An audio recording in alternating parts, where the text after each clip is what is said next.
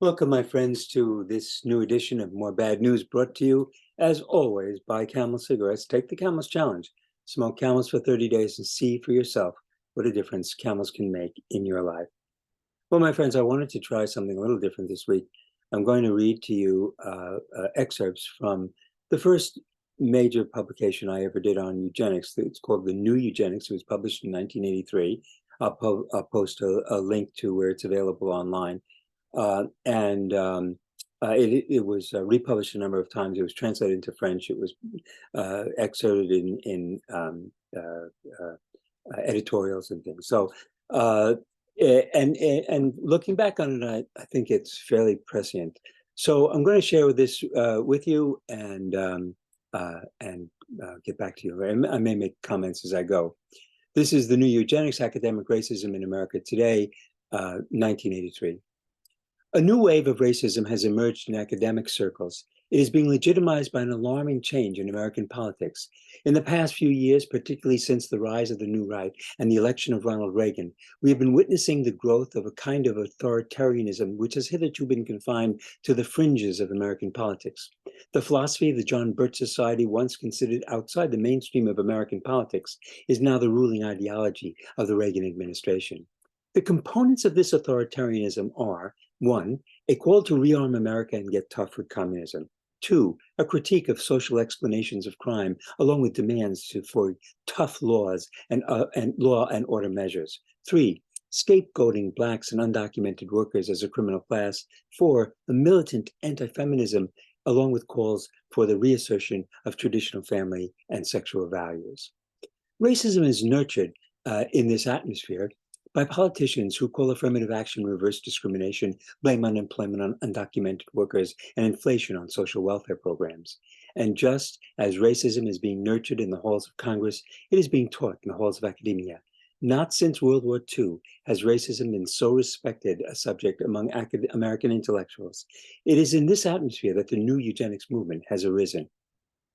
Eugenics is a term made popular by Francis Galton in 1883 in his widely read book, Inquiries into Human Faculty and Its Development. Galton, one of the most enthusiastic eugenicists, took the term from the Greek eugenes, which means to be well born. It came to mean, in his words, the science of the improvement of the human race through better breeding. From the turn of the century to 1945, eugenicists in America, Germany, and England argued that most behavioral traits were genetically determined. They further argued that these traits could be modified by controlled breeding. Thus, for example, they advocated compulsory sterilization for criminals, sexual deviants, and the feeble-minded. In the US, this movement was supported by professors in prestigious schools such as Harvard, Columbia, and Stanford. Financial support came from major American foundations, such as the Rockefeller Foundation, the Carnegie Foundation, as numerous smaller foundations. Between 1900 and 1930, eugenicists in the US successfully lobbied for eugenic sterilization and anti-miscegenation laws, as well as harsh criminal codes. Over 30 states passed eugenic sterilization laws, and some 70,000 Americans were eventually sterilized under these laws. In Europe, the eugenics movement culminated in human breeding farms and death camps. After World War II, the eugenics movement was buried under the bones and ashes of its millions of victims. Many people believed it was dead forever, along with the racist political system which gave rise to it. However, the new eugenics movement has re-emerged and appears to be particularly active in the United States, Germany, England, and South Africa. The aim of this movement is a world of racially pure stocks living in separate geographic areas with strict apartheid practiced in areas where racial groups share one geographic landmass. The extreme wing of this movement openly advocates the elimination of all non-white races, Jews, and homosexuals. As we have already noted, the eugenicists advanced the notion that the debate over eugenic ideas is really a debate between hereditarians and environmentalists. As explained in the preface to Human Variations, those who refuse to, quote, embrace the null hypothesis have been harassed by overzealous politically motivated environmentalists. In a recent article in the Atlantic Monthly, R.J. Herrenstein, professor of psychology at Harvard University, argues that the debate over IQ has been completely one-sided. He claims that the environmentalists, especially in the 70s, received most of the press and that the hereditarians were either maligned or totally ignored.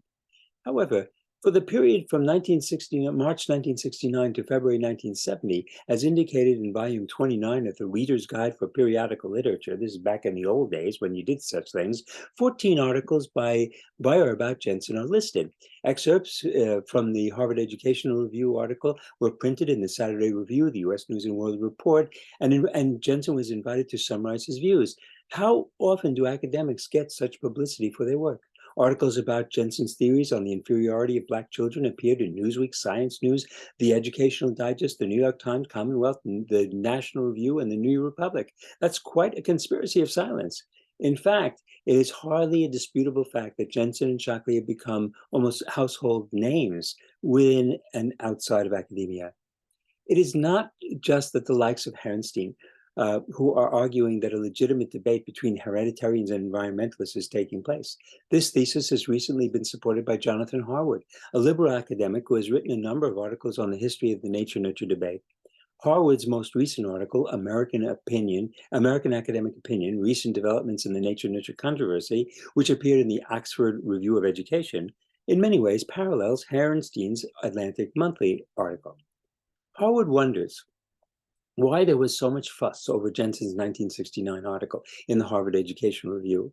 After all, Jensen hadn't really said anything terribly new. It certainly wasn't because Jensen was so highly regarded or because he published his article in the Harvard Educational Review.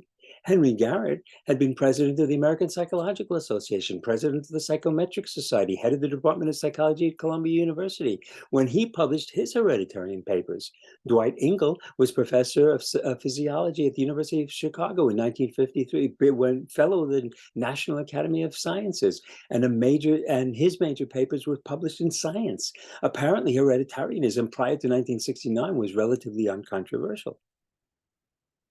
We must pause for a moment to ponder Professor Harwood's definition of hereditarian. Here, for example, is a quote from Henry Garrett's 1960 paper, IQ and Heredity. Quote, Davenport and Stegerta, in their Jamaica studies, reported that race mixtures lead to physical as well as mental disharmonies. The weak, disease-ridden population of modern Egypt offers dramatic evidence of the evil effects of hybridization, which has gone on for over 5,000 years. In Brazil's coastal Bahia, with its Negroid mixes, is primitive and backward as compared to the relatively advanced civilization in white southern Brazil. In the West Indies, the civilization is advanced almost exactly to the degree to which the population are unmixed with the Negro. Haiti is an unhappy example of what the Negro can do when left to govern himself.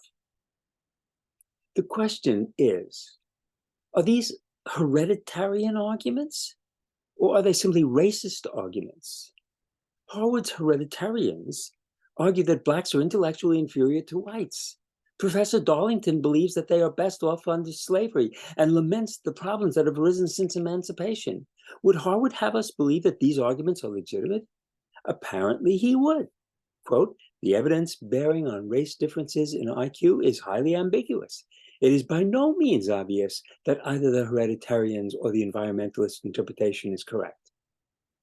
Harwood concludes that the ferocity with which the intellectuals attacked Jensen after 1969 derived from the enshrinement of environmentalist theories in federal anti-poverty programs in the 1960s, and to the commitment of academics to those programs. There are signs, Harwood continued, that the furor over race differences in IQ is now largely subsided. Jensen is receiving a warmer reception from his colleagues than he did in the early 70s. Plenum Press is about to publish yet another collection of essays on bias in mental testing. The editors of this volume refer to Jensen as, quote, the acknowledged authority in the field.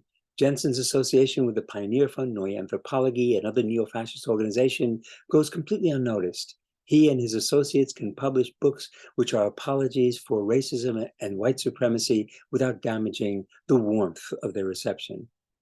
It is well to remember that the old eugenics movement began in England and was led by Americans. It laid the groundwork for Hitler, the death camps, and breeding farms. The new eugenics movement represents the intellectual backbone of modern fascism. That blatant apologies for racism and white supremacy can gain a foothold in academia bodes ill for the future.